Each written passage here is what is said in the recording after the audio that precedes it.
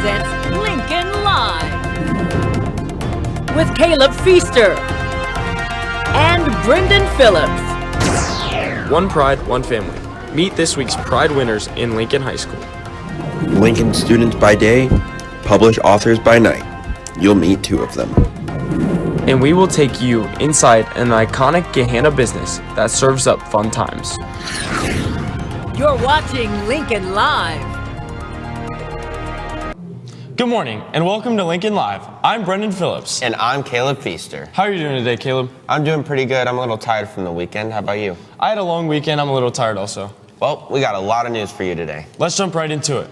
First, we have the Pride winners of the week. These are students and staff who have shown purpose, respect, integrity, diversity, and excellence. Here are this week's winners.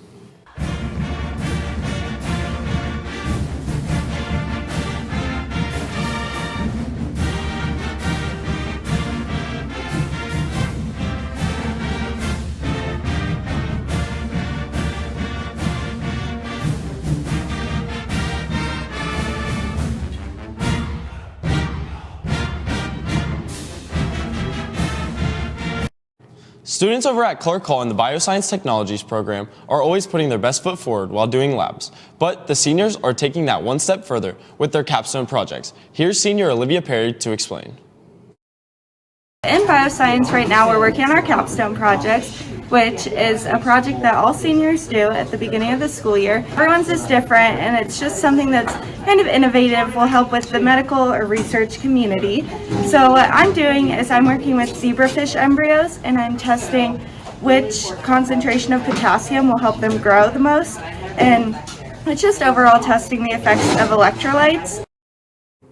With it getting colder, this is the perfect cozy weather for a good book. Thankfully, two published authors have us in luck, and they also happen to be students. We caught up with them for more.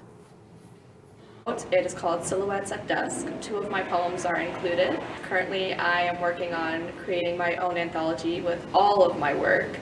Being a student author is really wonderful. I mean, there are a lot of people who really are supportive of it and who have encouraged me to get better, who love to read my work anytime I have something new. I published the book Treatise of Empires. It's actually a sci-fi fiction book based on a game I made up with my brothers when we were little. Each of us pretended we had a country that was in space where they would take over planets and fight each other and have economics and wars and all kinds of fun things. I got it up on Amazon.com. I had a lot of support not only from my peers and teachers in the school, but just kind of the community as a whole.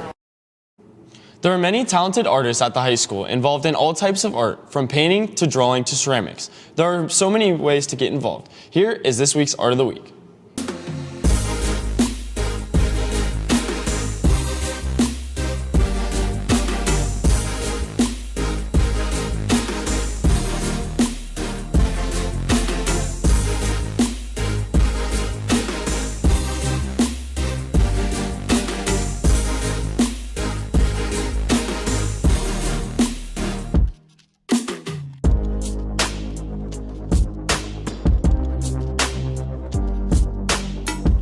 Thanks and congratulations on your art. Hey Caleb, we have a member of the swim team in here today. What? No way. Who is it? It's our very own Reagan Reeds. Hey Reagan, how are you doing today? I'm great. How are you guys? I'm doing pretty good. Thank you for asking. What do you have for us today?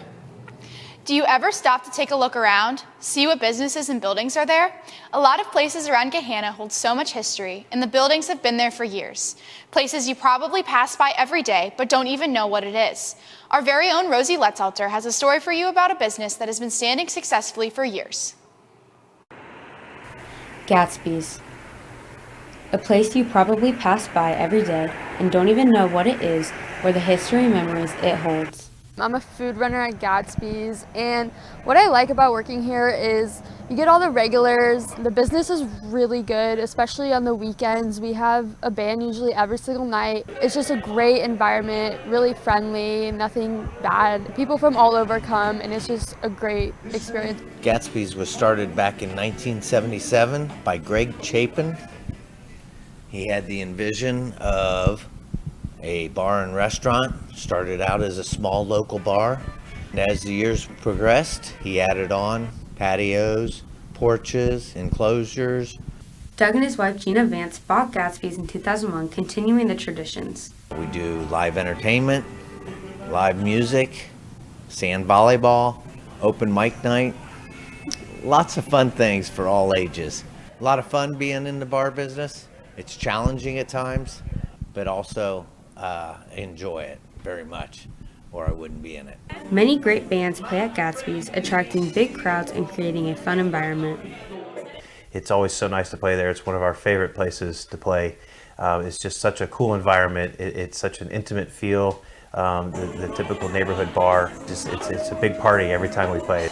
And performing up there in particular, it's nice because it's a smaller environment and everybody is right there with you and into the music, and you see a lot of new faces and they're into it, and that's what fuels us when we're playing. You know, it's just such a cool experience all the way around. The live music at Gatsby's attracts lots of business, but that's not the only thing that brings in big crowds.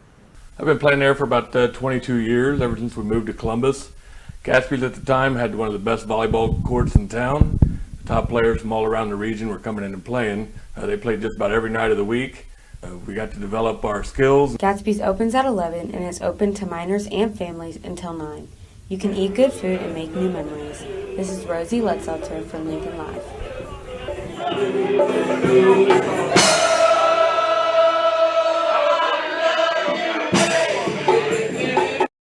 Thanks. Students in Experiences with Foods class go head-to-head in cooking competitions.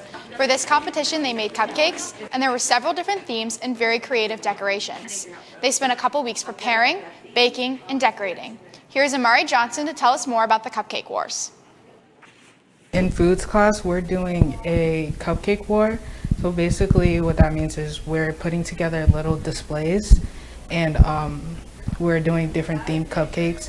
My group is doing a Thanksgiving theme, so we're doing cornbread cupcakes, and basically we're just gonna like dress them up like little Thanksgiving foods like pies, corn, and chicken. Thanks, Amari. Well, that's all for me. Back to Caleb and Brendan at the news desk. Thanks, Reagan. Well, Lincoln, that's all that we got for you today. As we say goodbye, our Jillian Sanders hit the hallways to ask students if they listen to Christmas music before Thanksgiving. Bye. Do you start listening to Christmas music before Thanksgiving? Only because I'm forced to. Oh, okay. Thank you. Do you start listening to Christmas music before Thanksgiving? Yes. Why? Because Christmas is the best season. Okay. Thank you. Do you start listening to Christmas music before Thanksgiving? Oh, I did that last. Yeah, I know, but you gotta ask. Oh, okay, you gotta answer it again. Not really, but I listen to Playboy Cardi. Okay. Thank you. Do you start listening to Christmas music before Thanksgiving? No. Why? Because it's not Christmas yet. Okay. Do you start listening to Christmas music before Thanksgiving? No. Because nobody does that until Christmas. Oh, okay. Thank you. Do you start listening to Christmas music before Thanksgiving? No. Why? Because we need to eat first. Oh, okay. Thank you. But do you start listening to Christmas music before Thanksgiving? No, I don't, because it's not around that time of season, so I just wait, you know. Okay. Do you start listening to Christmas music before Thanksgiving? Yes, I do. Why? Because Christmas is just such a fun time of the year. Why not? Plus, it's Mariah Carey. Oh. How could you not? Thank you. Do you start listening to Christmas music before Thanksgiving? Yes. I love Christmas music. I love Christmas. It's the greatest thing ever. Okay. Thank you.